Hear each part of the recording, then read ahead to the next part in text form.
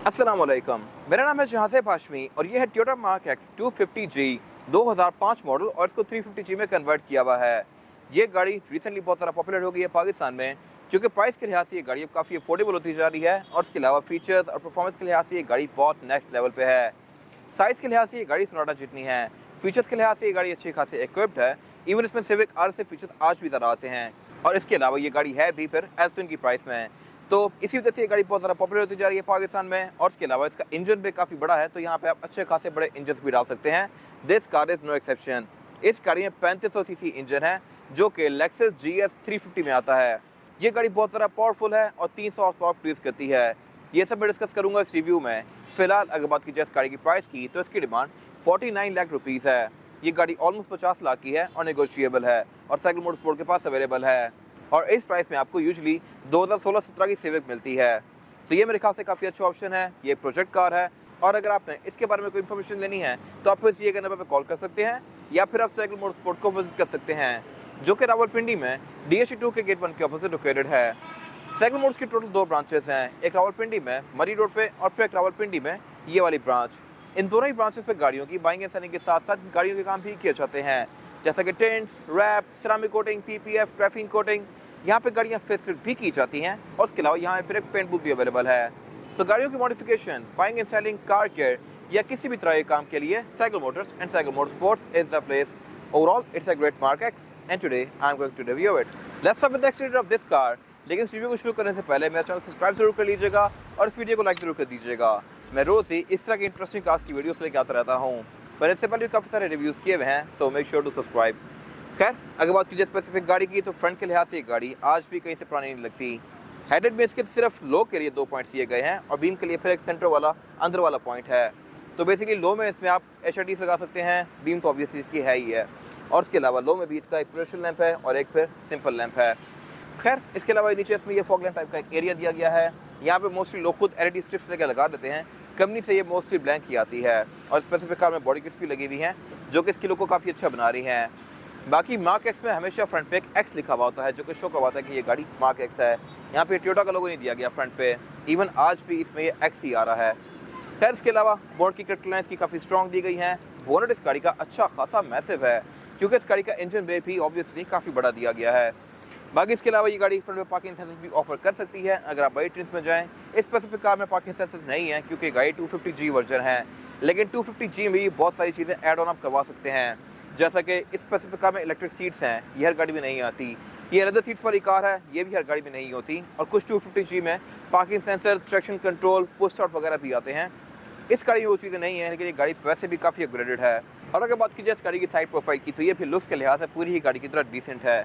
ये specific car बड़े RIMS के साथ है, इसमें छोटे रिम भी आते हैं, ये अपग्रेड किए हुए हैं। ये वैसे 300G वाले रिम्स हैं जो कि इस गाड़ी की लुक्स को बहुत अच्छा बनाते हैं। इन पे मैं आगे डिस्कशन करूँगा अभी। फिलहाल अगर बात की जाए इस गाड़ी की इस साइड की, तो इसके साइड में ये इंडिकेटर वाले लगे हुए हैं। इस गाड़ी में साइड मिरर वैसे बेसिक आते हैं, जिनमें इंडिकेटर यहाँ पे नहीं होते, सिर्फ यहाँ पे दिए गए होते हैं।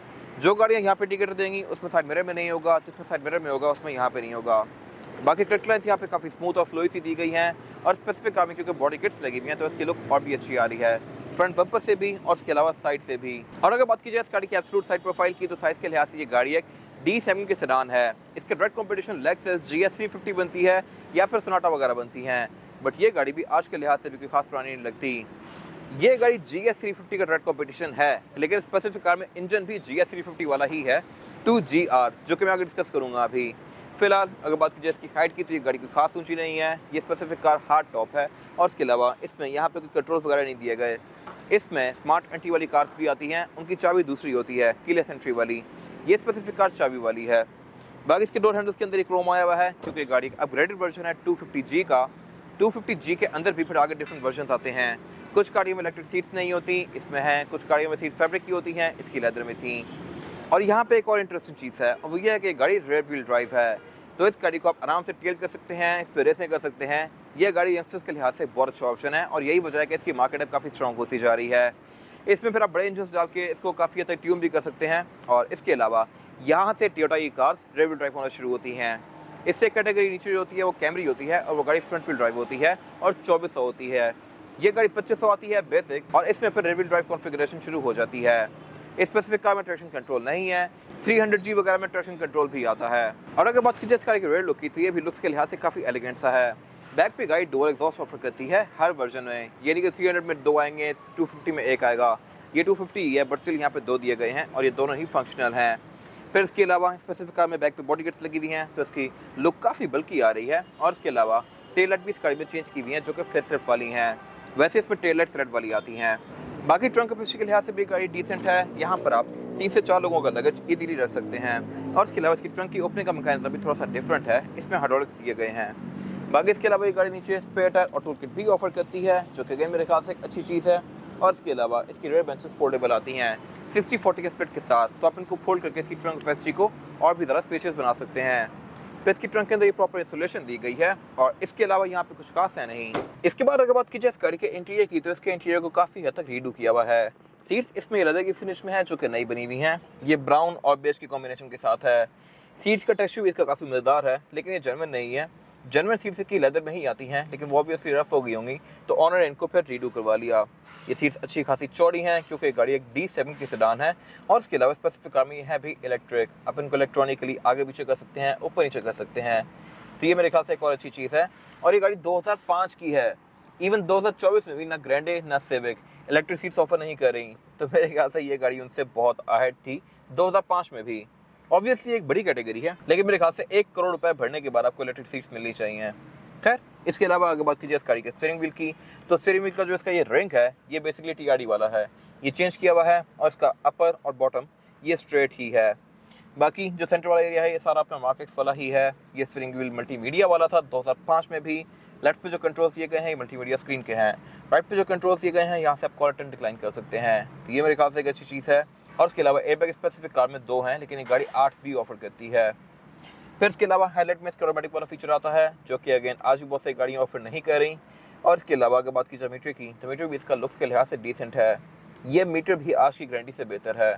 इसमें 2 मेन डायल दिए गए हैं, स्पीडोमीटर और RPM का। स्पीडोमीटर की लिमिट इसकी 180 किलोमीटर पर आवर तक है। और सेंटर में फिर एक ये डिस्प्ले दिया गया है, जो कि पिक्सेलेटेड है। ये भी अपने टाइम के लिहाज से काफ़ी अहेड था, इस तरह से कि प्राडो 2011 तक इस तरह की स्क्रीन ऑफर करी थी। खैर, यहाँ पे गाड़ी को ट्रिप्स, एवरेज किलोमीटर पर लीटर, आउटसाइड टेम्परेचर, गाड़ी का फ्यूल वगैरह शो करवाएगी, लेकिन इसके मीटर की ओवरऑल जो लुक है, ये काफ़ी प्रीमियम है। फिर इसके मीटर की हाउसिंग सारी बेसिक सी है, सारा कुछ यहाँ पे प्लास्टिक में दिया गया है। डैशबोर्ड के सेंटर में ये 2 स्पीकर्स दिए गए हैं और इसके एयरवेंट्स दिए गए हैं। इसके आप चारों ही एयरवेंट्स को ओपन और क्लोज कर सकते हैं। और इसके अलावा हैजल बटन भी यहाँ पे अच्छा खासा मैसिव दिया गया है। फिर इसके अलावा सेंटर में ये नीचे मल्टीमीडिया स्क्रीन वाला एरिया दिया गया है और इस एरिया में लाइट ग्लो करती है। रात के टाइम ये आपको काफ़ी प्रीमियम फील देगा इसकी, एक यहाँ पे और फिर इसके गियर वाले एरिया में लाइट ग्लो करेगी। फिर इसके अलावा क्लाइमेट कंट्रोल भी गाड़ी डुअल जोन ऑफर करती है। ये चीज़ भी 2005 में ये गाड़ी दे रही थी, जो कि सिविक में 2022 में जाकर आना शुरू हुई। 21 तक सिविक एक्स में या 22 तक भी ये चीज़ नहीं थी।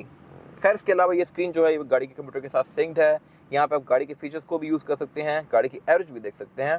फिलहाल ये गाड़ी तकरीबन 9.3 की एवरेज शो कर रही है, लेकिन ये 10-11 तक भी चली जाती है डिपेंडिंग अपॉन ड्राइविंग पैटर्न, जो कि इतने बड़े इंजन के लिहाज से काफ़ी अच्छी एवरेज है। फिर इसके अलावा इसमें ब्लूटूथ, ऑक्स, नेविगेशन, USB ये सारी चीज़ें आती हैं।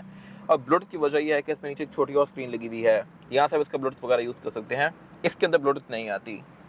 इसके अलावा फिर नीचे इसकी क्लॉक दी गई है, छोटी स्क्रीन दी गई है। ये बेसिकली एंड्रॉयड पैनल है और टच में है, तो यहाँ से आप इस गाड़ी के बहुत सारे फीचर्स को यूज़ कर सकते हैं। फिर इसके अलावा नीचे ये एस्ट्रियर सेलेक्टर दिया गया है, नीचे ये फिर गेयर सेलेक्टर दिया गया है और इसमें जो गेयर सिलेक्शन है वो है PRND और स्पोर्ट्स की। आप इसको स्पोर्ट्स में करके मैनुअली भी चला सकते हैं। और इसके अलावा फिर साथ यहाँ पे इसके ड्राइविंग मोड्स दिए गए हैं, जो कि हैं पावर और स्नो का। इससे पीछे फिर ये इसकी एक और ड्रॉर दी गई है और इससे पीछे इसके ये सेंटर कंसोल दिया गया है। सेंटर कंसोल इसका ओपन भी इंटरेस्टिंगली होता है, पहले ये स्लाइड होकर पीछे जाता है और फिर ओपन होता है। आप इसको स्लाइड करके आगे करके एज एन आर्मरेस्ट यूज़ कर सकते हैं और ऑब्वियसली पीछे करके ओपन करेंगे। बाकी अगर बात की जाए सीट्स की, तो ऑब्वियसली रीडू हुई हुई हैं, ये इलेक्ट्रिक हैं। और अगर बात की जाए ड्राइवर की साइड की, तो यहाँ पे विंडोज़ के कंट्रोल दिए गए हैं और इसमें विंडोज़ भी ऑल ऑटो हैं। ये गाड़ी इतनी पुरानी होते हुए भी ऑल ऑटो विंडोज़ ऑफर कर रही है, जो कि आज भी बहुत सारी गाड़ियों में नहीं आती। इनको आप सिंगल टैप से फुली रोल डाउन और रोल अप कर सकते हैं इस तरह से। फिर इसके अलावा इस गाड़ी के साइड मिरर रिट्रैक्टेबल हैं, इनको मैं गाड़ी के अंदर बैठ के फोल्ड अनफोल्ड कर सकता हूँ इस तरह से। और इसमें जैसे यहाँ पे साइड मिरर के कंट्रोल दिए गए हैं, वैसे ही लेफ्ट साइड पे मल्टीमीडिया के कंट्रोल दिए गए हैं। लेफ्ट वाला पैसेंजर बैठ के भी वॉल्यूम अप डाउन कर सकता है और ट्रैक्स आगे पीछे कर सकता है। ये अगेन मेरे ख्याल से एक बहुत इंटरेस्टिंग चीज़ है। बाकी इसके अलावा ये गाड़ी की स्टार्ट वाली है, इसमें पोस्ट स्टार्ट वाली गाड़ियाँ भी आती हैं। वारंटी में ये गाड़ी ड्राइवर और पैसेंजर दोनों के लिए ऑफर करती है विद अ लाइट। और इसके अलावा सेंटर में ये सनग्लास होल्डर दिया गया है। कैबिनेट्स में नॉर्मल दी गई हैं और बाकी ये गाड़ी हार्ड टॉप है। इसके अलावा यहाँ कुछ खास है नहीं। और अगर बात की जाए इस गाड़ी में रेयर पैसेंजर्स के लिए सीटिंग कैपेसिटी की, तो ये बैक पे डिसेंट है, लेकिन 2 ही लोगों के लिए। थर्ड पर्सन आना चाहे तो आ जाएगा, लेकिन फिर वो ज़्यादा कंफर्टेबल नहीं होगा, क्योंकि इसमें सेंटर में काफ़ी बड़ा सारा हब दिया गया है, तो पाँव रखने में रेयर पैसेंजर्स को मुश्किल होगी। बाकी लेगरूम का यहाँ पे कोई खास इशू नहीं है। हेडरूम भी इस गाड़ी में ठीक है और ऑब्वियसली सीट भी इसकी फ्रंट की तरह काफ़ी खूबसूरत है। बैक पे भी फीचर्स की गाड़ी बस ठीक ऑफर करती है। इस तरह से कि इसमें रेयर पैसेंजर्स के लिए एयरमेट्स दिए गए हैं, नीचे ये एक एस्ट्रे दी गई है और इसके अलावा सेंटर में सेंटर कंसोल दिया गया है, जिसको निकाल के मैं एज एन आर्मरेस्ट यूज़ कर सकता हूँ और इसमें 2 कप होल्डर्स भी दिए गए हैं। बाकी इसके अलावा स्पेसिफिक कार में एयरबैग्स नहीं है बैक पे, कुछ गाड़ियाँ ऑफर करती हैं। और इसके अलावा इसकी जो रेयर सीट्स हैं ये भी फोल्डेबल हैं, इनको फोल्ड करके मैं इसकी ट्रंक को कैबिन के अंदर ही एक्सेस कर सकता हूँ। बाकी इसके अलावा यहाँ पे कुछ खास नहीं है। इसके बाद अगर बात की जाए इस गाड़ी के इंजन की, तो इंजन इस गाड़ी में 2 ऑफर होते हैं, 250G में 2500, 300G में 3000 सीसी। ये स्पेसिफिक इंजन 2GRFE है, जो कि Lexus GS 350 में आता है। ये 3500 सीसी है, V6 है और 311 हॉर्स पावर प्रोड्यूस करता है। तो मेरे ख्याल से बॉडी साइज के लिहाज से ये इंजन बहुत ज़बरदस्त है और ये गाड़ी एक बनी बनाई प्रोजेक्ट कार है। आप अगर ये गाड़ी लेके बिल्ड करना चाह रहे हैं तो ये गाड़ी मेरे ख्याल से ज़्यादा अच्छा ऑप्शन है, क्योंकि बिल्ड हुई भी है। इंजन इसमें वही रखा हुआ है टोयोटा वाला, और ये इंजन काफ़ी रिलायबल भी है और पावरफुल भी। ये गाड़ी आपको एवरेज भी तकरीबन 10 से 11 तक की दे सकती है, डिपेंडिंग अपॉन ड्राइविंग पैटर्न, जो कि इस बॉडी साइज के लिहाज से एक बहुत अच्छी एवरेज है। फिर इसके ऊपर एक स्टेबिलिटी बार भी लगा हुआ है ग्रीडी का, जो कि इसकी ऑब्वियसली स्ट्रक्चरल इंटेग्रिटी को बेहतर बनाता है। और इसके अलावा ये इंजन है भी काफ़ी मैसिव, इसके इंजन बे के अंदर ये प्रॉपर फिट हुआ है। बाकी इसके अलावा इसमें फिर ABS भी आती है, ट्रैक्शन कंट्रोल भी आते हैं, बोर्ड इसका हाइड्रोलिक से ओपन होता है और इसके अंदर इंसुलेशन भी दी गई है। इसके अलावा यहाँ पे कुछ खास है नहीं। इसके बाद अगर बात की जाए इस गाड़ी के टायर साइज़ की, टायर साइज जो है स्पेसिफिक गाड़ी में यह 225, 45 और 18। इसमें 18 इंच का रिम लगा हुआ है, जो कि 300G वाला है। वैसे यूजली 250G में रिम छोटा आता है 16 इंच का। वो लुक्स के लिहाज से बहुत डिसेंट सा होता है, ये लुक्स के लिहाज से काफ़ी मज़ेदार है। और बाकी इसमें ऑल डिस्क ब्रेक आती है और इसमें फिर ABS वगैरह भी आती है, जो कि इस राइड को अच्छा बनाती है। इसके अलावा यहाँ कुछ खास है नहीं। ये था आज का रिव्यू। अगर आपको ये रिव्यू पसंद आया है तो इस रिव्यू को लाइक कीजिए, मेरे चैनल को सब्सक्राइब कीजिए, और अगर आपके पास इस गाड़ी से रिलेटेड कोई भी राय है तो उसको कमेंट सेक्शन में शेयर जरूर कीजिएगा, ताकि वो लोग जो ये गाड़ी देने वाले हैं वो आपकी राय से फ़ायदा उठा सकें। अपना ख्याल रखिएगा। Thank you.